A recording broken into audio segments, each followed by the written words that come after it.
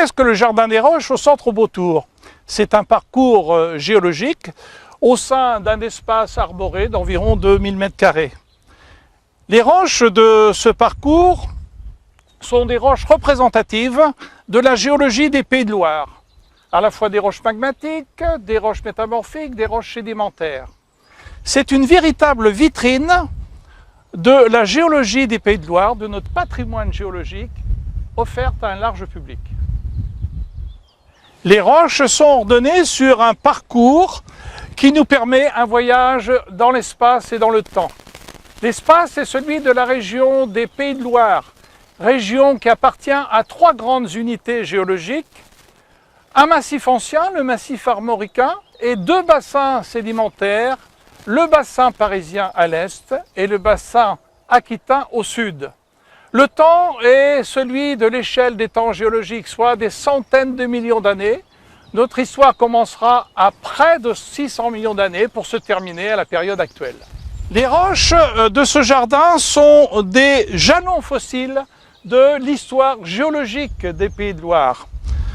Chaque roche, étudiée à différentes échelles, de l'affleurement au microscope, nous permet de reconstituer une histoire qui est un petit bout de l'histoire géologique de la région.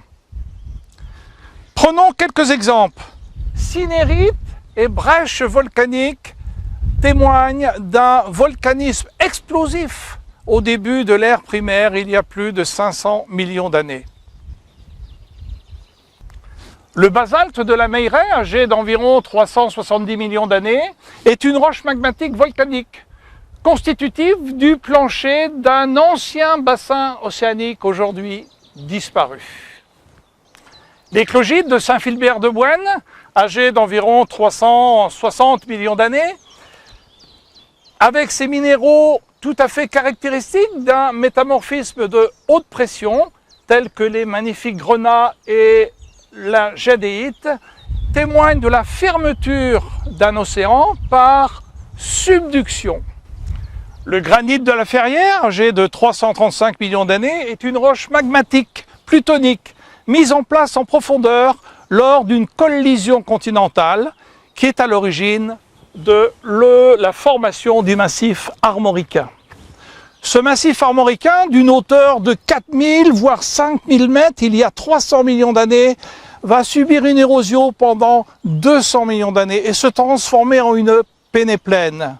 Et sur cette pénéplaine vont avancer des mers au secondaire qui vont déposer des sédiments à l'origine des roches sédimentaires du bassin aquitain et du bassin parisien. Le Jardin des Roches présente plusieurs exemplaires de roches sédimentaires du bassin parisien et du bassin aquitain, tels que des calcaires, des marnes, des grès, qui illustrent les avancées des mers du Jurassique et du Crétacé sur la pénéplaine du massif armoricain. Mais pourquoi un jardin géologique dans un centre de découverte et d'étude de la biodiversité?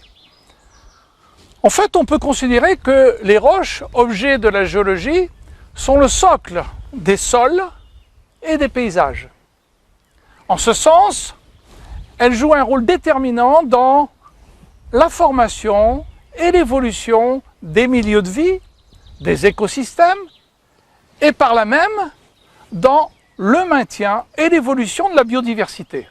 La région des Pays de Loire est géologiquement très riche, et bien cette géodiversité sous-tend la biodiversité.